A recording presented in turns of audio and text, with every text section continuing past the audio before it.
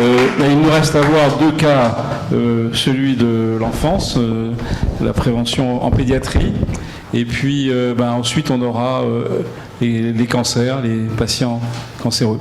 Merci. Et puis après on aura fini.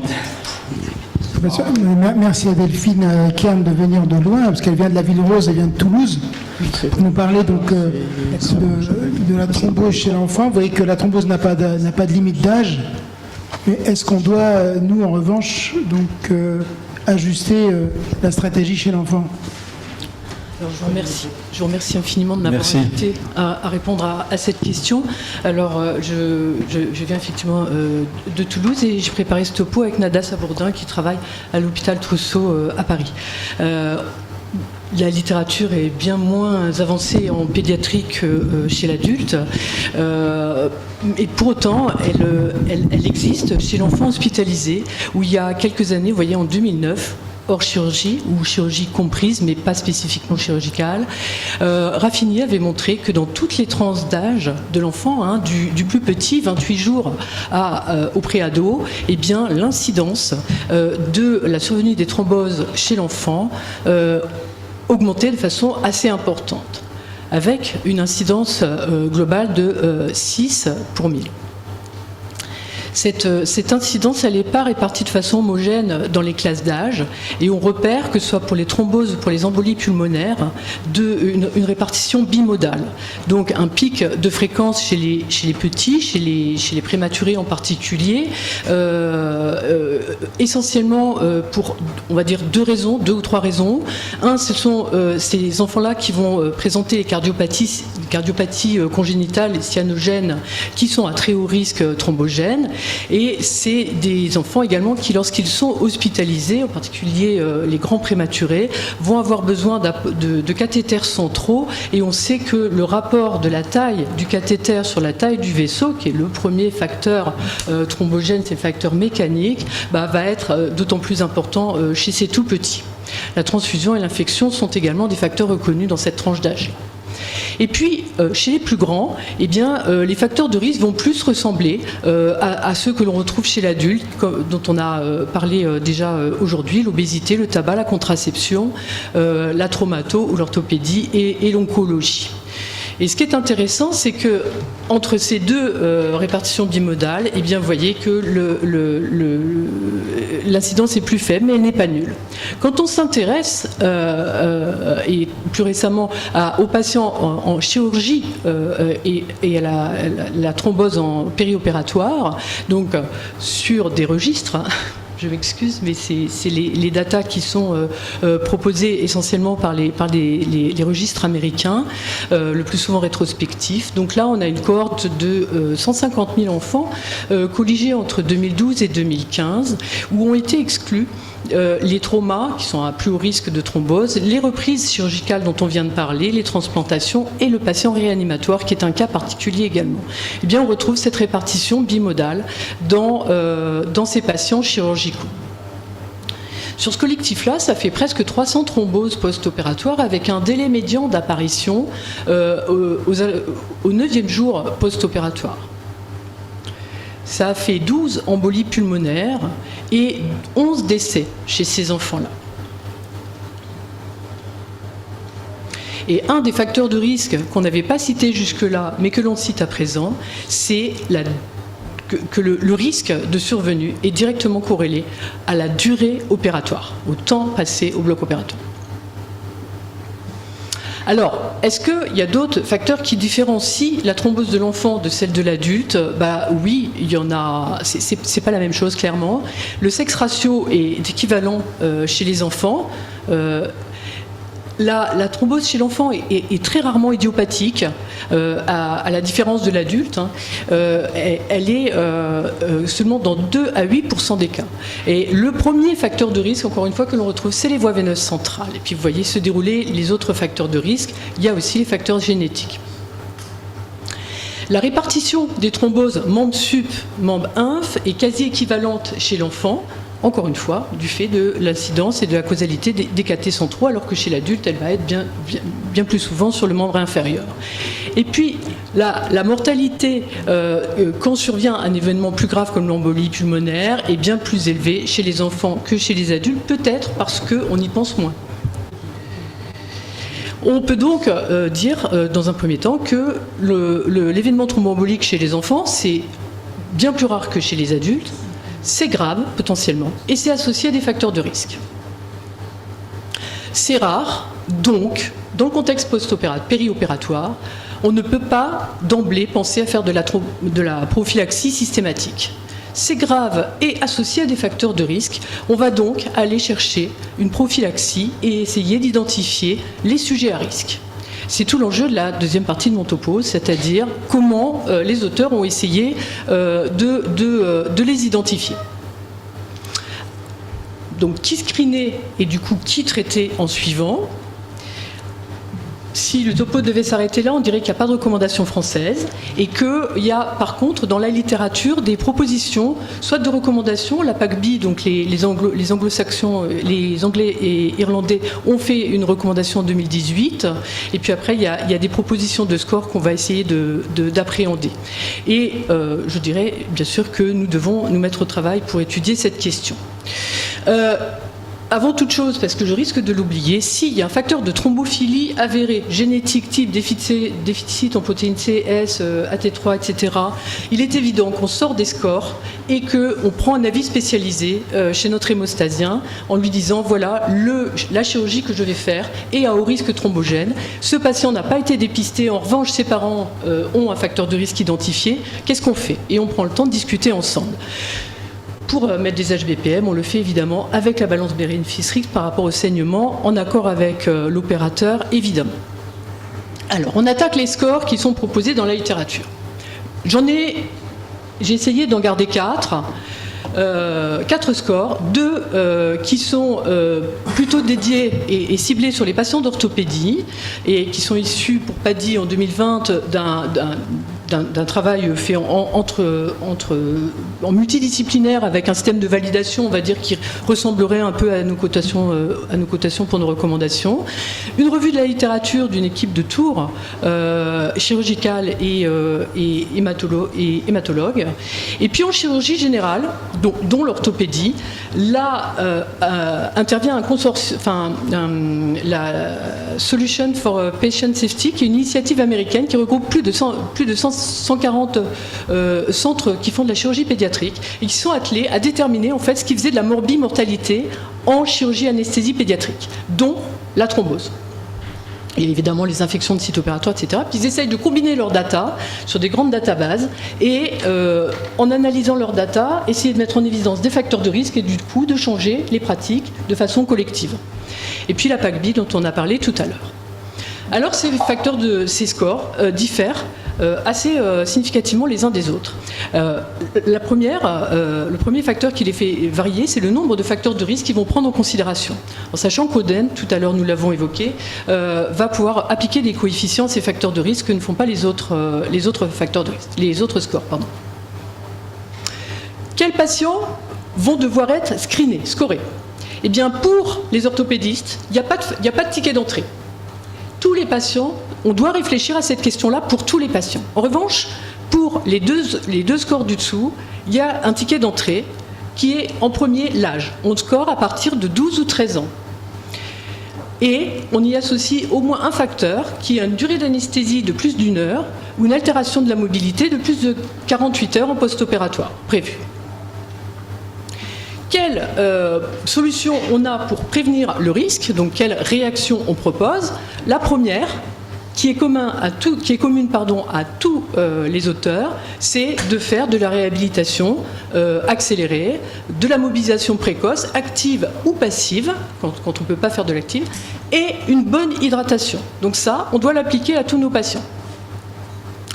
À qui doit-on faire de la prévention mécanique? Alors là, il propose les bas de contention et ou les CPI, et il propose de les appliquer pour les orthopédistes à partir du moment où on associe 3 facteurs de risque, et pour les autres, les scores de chirurgie générale, lorsqu'il y a 2 facteurs de risque, c'est-à-dire tous les patients qui seront rentrés. Donc ça fait partie de la base. La SPS propose même et on en a parlé tout à l'heure, de mettre les compressions pneumatiques intermittentes dès le péropératoire. Et puis, on ne considérera la prévention pharmacologique, autrement dit les HBPM, qu'à partir de 4 ou 5 facteurs de risque. Donc vous voyez que ces scores ne sont pas homogènes. Les facteurs de risque qu'ils nous proposent, des facteurs de terrain, il y en a des communs, je crois que je ne vais pas vous les détailler, on va essayer d'accélérer. Mais ils ne sont pas tous d'accord, par exemple, sur les néphropathies dont on a parlé tout à l'heure, sur la chimiothérapie, la nutrition parentérale, ça ne code pas un point pour tout le monde. Le contexte, c'est-à-dire l'infection sévère, le trauma majeur ou la limitation d'activité, tout le monde est d'accord. En revanche, le bas débit, la déshydratation ou même la présence d'une voie centrale dont on a vu qu'elle était le facteur de risque qui ressortait le plus en pédiatrie, eh bien, tout le monde ne le valide pas dans ses scores. Et puis, nous en avons parlé également, le problème de la complication de la reprise ne score pas pour l'ensemble des participants. La durée de l'acte opératoire ne matche pas non plus pour tout le monde, et la destination, brûlés, soins intensifs ou réa, qui sont des facteurs reconnus également, ne matche pas pour tout le monde. Les propositions thérapeutiques que l'on a, elles sont assez simples en pédiatrie. On a l'AMM pour aucun médicament dans cette indication-là. Mais on sait qu'on a le recul pour l'enoxaparine depuis longtemps dans cette indication. Donc, c'est souvent ce qui est proposé. J'ai repris ici la proposition qu'avait fait Odent en 2020 d'appliquer une posologie. Et je vous invite à regarder les propositions à 0,75 mg/kg 2 fois par jour pour les moins de 5 kg, 0,5 mg/kg une fois par jour en dessous de 40 kg, et ensuite de passer à la posologie adulte dès que les enfants dépassent 40 kg. Sauf que la PACBI, elle nous dit, attention, pour des raisons qu'on ne va pas détailler ici, et j'en ai pas la maîtrise biologique, il faut faire 2 doses chez les enfants. Donc un enfant qui ferait 40 kg, ou un tout petit peu moins de 40 kg, on lui ferait 20 mg x 2. Et pourquoi c'est plus chez les moins de 5 kg que... Pour des raisons physiopathologiques, c'est-à-dire de maturité des systèmes de la thrombine, de l'alpha-2 macroglobuline. Mais je pense pouvoir dire des bêtises si je rentre dans plus de détails. Donc je ne vais pas, je vais essayer de ne pas en dire. Ça peut paraître un peu... Entendu. Et puis le poids qui nous fait switcher de l'adulte vers les posologies adultes, il varie entre 40 et 50 kg en fonction des scores qu'on va aller regarder. Alors, je me suis amusée à passer au scribe une indication qu'on connaît bien, peut-être plus dans les hôpitaux universitaires que dans les cliniques, mais c'est la scoliose idiopathique de l'adolescent, qu'on va faire en décubitus ventral, qui va durer... C'est un sujet qui a donné lieu à une séance de l'Académie il y a 3 semaines. Tout à fait. Et voilà, donc on s'installe en décubitus ventral, on a des systèmes de bio, donc ils vont être des gènes, retour veineux, etc. Donc on peut penser comme ça spontanément que c'est une chirurgie qui est à risque thrombogène. Ça se passe en plus chez des adolescents. Quand on passe au script des scores, vous voyez que si on prend un enfant, un garçon, un ado sans facteur de risque ajouté, donc qui ne fume pas, etc., eh bien 2 scores sur 4 proposent de l'anticoagulé. Si en revanche c'est une jeune fille qui prend des œstrogestatifs, tous les scores proposent de l'anticoagulé. Si on a une instabilité hémodynamique, ce qui peut arriver dans ce type de chirurgie, de moins en moins j'en conviens, mais ça peut arriver, alors tout le monde est d'accord, il faut anticoaguler, parce qu'on aura activé des systèmes différents. Si en revanche on fait un lever précoce, donc si on fait vraiment de la RAC et que les patients vont vraiment se lever en salle de réveil et plusieurs fois par jour après, ce qui au quotidien n'est pas exactement ça, eh bien chez le garçon, on ne fera pas d'HBPM, chez la fille on continuera à en faire. Pour 3 sur 4. Donc vous voyez que c'est loin d'être hyper clair. Si on retient de ce qu'ont dit les collègues orthopédistes pédiatriques, c'est qu'actuellement avec la chirurgie bipolaire, c'est-à-dire, vous savez, sur les grandes tiges qu'on met tout le long de la colonne, puis on fixe un focus en haut et en bas. Oui. Et donc, on a limité finalement l'agressivité chirurgicale. Oui. Et il est possible que le lever précoce soit relativement plus facile. Mais ça reste quand même une chirurgie douloureuse. Et donc, c'est pas sûr que tous les gamins marchent facilement derrière. Et je suis pas sûre que cette chirurgie, enfin cette technique chirurgicale soit encore appliquée, enfin soit déjà appliquée dans l'ensemble des centres. Et je pense que, enfin c'est le début, hein, si j'ai suivi, c'est le début de la mise en place de cette technique. Et si on reste sur l'indication que j'avais en tête là et qui était plutôt vraiment l'arthrodèse postérieure par voie chirurgicale avec les crochets multi-étagés, avec la fusion, etc. C'est une chirurgie. Là, voilà, c'est de celle-ci plutôt dans. Le spécialiste de Necker qui était là, c'est le professeur Miladi, je crois, qui nous a expliqué que c'était vraiment l'évolution assez extraordinaire de cette chirurgie-là. Tout à fait.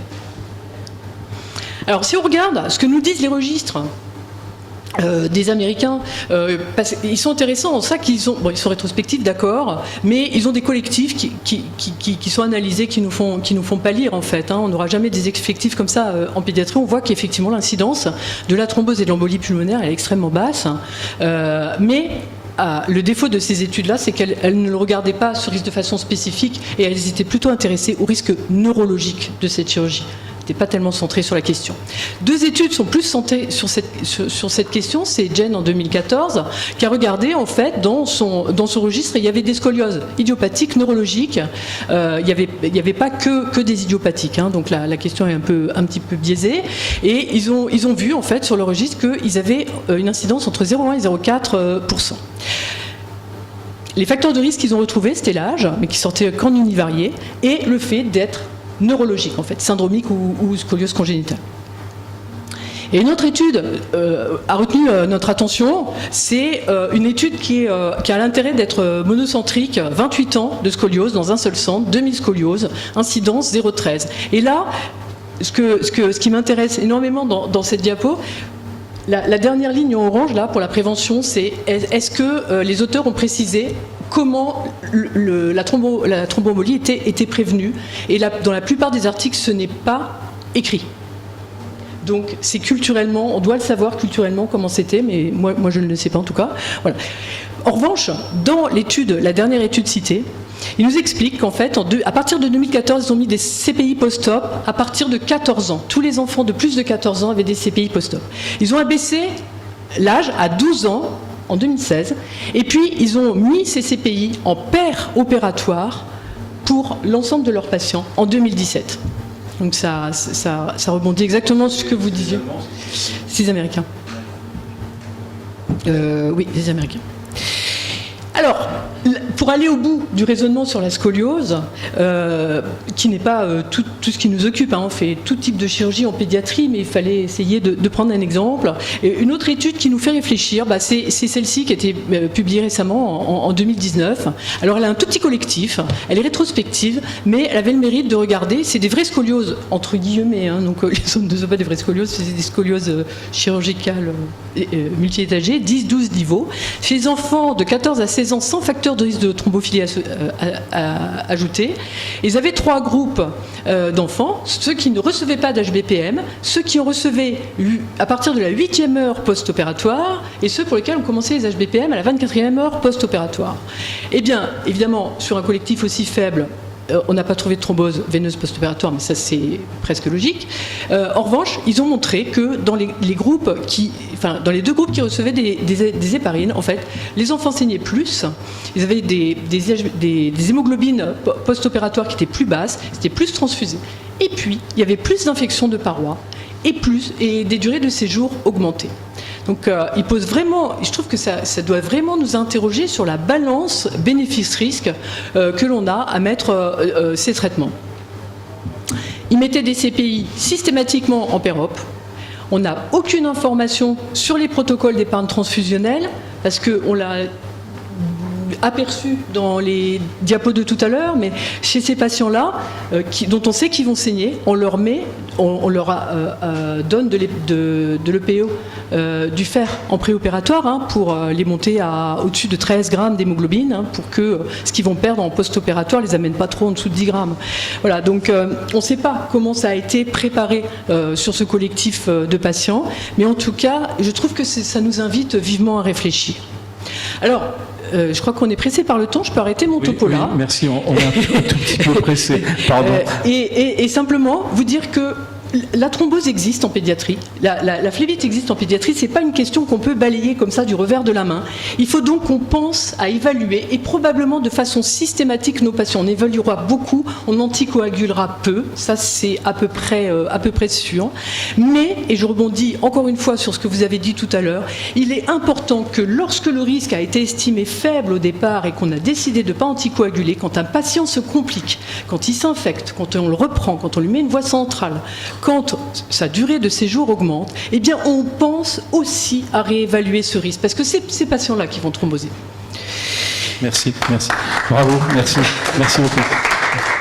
Moi, je retiens un aspect que tu n'as pas pu développer beaucoup, c'est l'aspect en chirurgie des cardiopathies congénitales infantiles qui sont vraiment avec les transpositions des gros vaisseaux, etc. Quand on fait des shunts, des Glenn, des Blalock, ça thrombose. Et donc là, l'anticoagulation est très importante.